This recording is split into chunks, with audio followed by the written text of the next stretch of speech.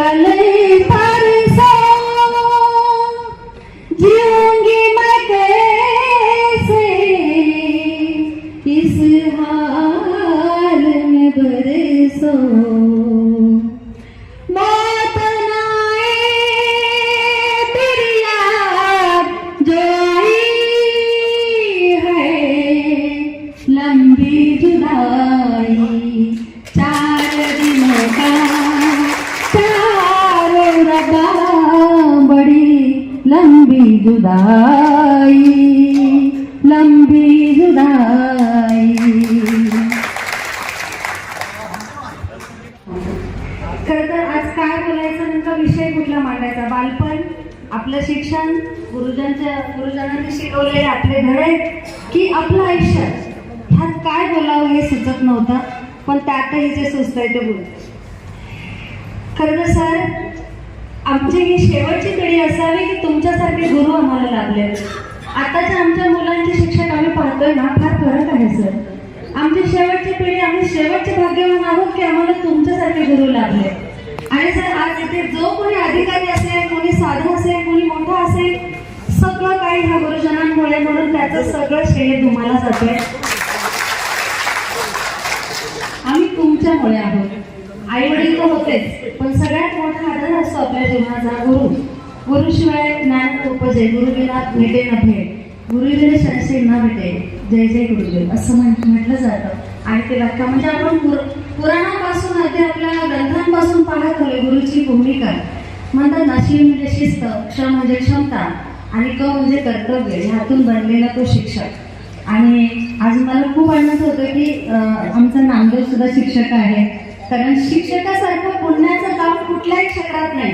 तो कितीही मोठा मंत्री असू दे, अधिकारी असू दे, किंवा कितीही मोठा झाला तरी शिक्षक मात्र कोणालाही म्हणजे शिक्षकासारखं पुण्याचं काम किंवा मोठं काम नाहीये. कारण शिक्षकाने घडवलं म्हणून तो अधिकारी होऊ शकला. आणि आज मी म्हणेन, माझ्या 35 वर्षामध्ये पहिली दिवाळी इतकी छान आहे की मला तुम्ही सगळे भेटले आहात. आणि आज खऱ्या अर्थानं माहेरी आले बरं मी.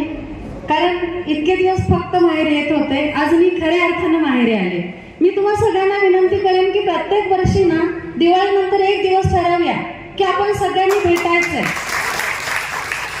दुसरी गोष्ट अशी की एकदा का 30-40 ओलांडले ना, की मग आपल्याला कळायला लागतं की यार मी काहीतरी चुकलोय, काहीतरी चुकतंय. म्हणजे संसार, प्रपंच, मुलं, सुना, लेकी, घर, संपत्ती, प्रॉपर्टी, करिअर, हे सगळ्यांच्याही पलीकडे एक जग आहे, ते म्हणजे मैत्रीचं जग.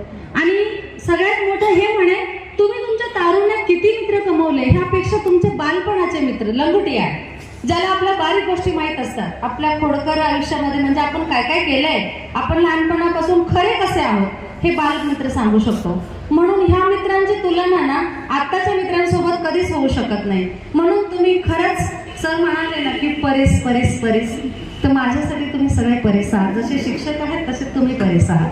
आणि आपण दरवर्षी ठरवूया कुठेतरी स्वतःसाठी जगूया. कारण कोरोनाने शिकवलं की क्षणाचाही भरोसा नाही. कोरोनाच काय, आता या चालत्या काळामध्ये एका क्षणाचाही भरोसा नाही. बस्ते मॅडम 70च्या आहेत बघा, आजही आपल्याला मात देत आहेत त्या. आणि आपण 40च्या असू नाही, आपण 40चे 45 50चे असू नाही वाकलोय. आपण भांडी घासली तरी अर्ध्या तासामध्ये आपण झोपून घेतो. बरं का माहितीये का, जीवन पद्धती बदलली. आणि आपले शिक्षक आजही बघा, अजूनही चिर तरुण, आणि आपल्याला तरुण राहायचं बरं मैत्रीच्या स्वरूपामध्ये. म्हणून मैत्री फार गरजेची आहे. आपल्या स्वतःसाठी थोडासा वेळ काढायचा आहे, दरवर्षी काढायचा आहे. प्रत्येकाने ठरवायचं मला जायचं आहे आणि मी जाणार. आणि मला वाटतं आता आम्हा सगळ्यांना काही कोणी टोकणारं नाहीये. हे वय असं आहे, थोडेसे निर्णय घेण्याची आपल्याला स्वातंत्र्य आहे. बरं, मी आता माझी ओळख करून देते. मी यमुना करणारी घुगे आणि सासरची रत्नप्रभा दिगंबर गोमासे. सर, माझ्या वेळी ना मुलींना 10वी नंतर खरंच नोकरी करण्याचं हे नव्हतं की बाप म्हणायचा शिकून काय मास्तरीन होणार आहे का, आणि आम्हाला काय पगार पाहिला नाही. पण 39व्या वर्षानंतर मला असं वाटलं की मला काहीतरी करायचंय, माझ्या बुद्धीला गंज लागतोय.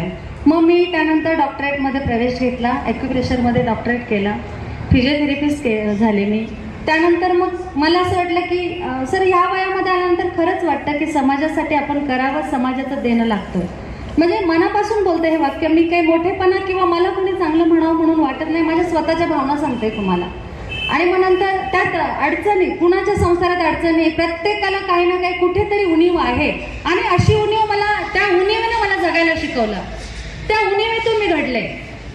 चपात्या लाटणारी यमुना एका झटक्यात कशी रत्नप्रभा झाली, तो प्रवास फार मोठा आहे, सांगायला वेळ नाही आणि इतका तुम्ही कंटाळाल म्हणून मी तो प्रवास नाही सांगत. त्यानंतर मी व्याख्यान सुरू केले, समुपदेशन सुरू केलं. शक्यतो मी वृद्धाश्रमांमध्ये समुपदेशन करते. ज्यांना जगण्याचं बळ संपलंय त्यांना जगायला बळ कसं मिळेल आपल्या शब्दांनी ते करते. अनाथाश्रमांमध्ये जाऊन समुपदेशन करते, व्याख्यान करते. आणि तुम्हा सगळ्या मित्रांना एक विनंती आहे की सगळं 2च तीर्थ असे आहेत जगात की जे आई आणि बाप एकदा गेल्यानंतर पुन्हा मिळत नाही. पंढरपूर 100 वेळा जाल तुम्ही. मी एवढंच म्हणेन की जपा. आई वडिलांना कुणी आता वृद्धाश्रमांची संख्या वाढते ना, तर ती नाही पाहिजे खरं तर आपल्या महाराष्ट्रात. आणि तुम्हा सगळ्यांना विनंती आहे, कुणाचंही घर बिना आई बापाशिवाय नसावं. आणि एवढं बोलून थांबते कारण तुमच्या सगळ्यांचे चेहरे कंटाळवाणे झालेत खरं माझं ऐकलं. चला. आणि सर तुम्हा सगळ्यांना खूप खूप धन्यवाद सर. तुमचे आशीर्वाद असेच कायम राहू द्या. दरवर्षी आपण सगळ्यांनी भेटायचं हे प्रॉमिस तुम्ही आम्हाला करायचं आहे.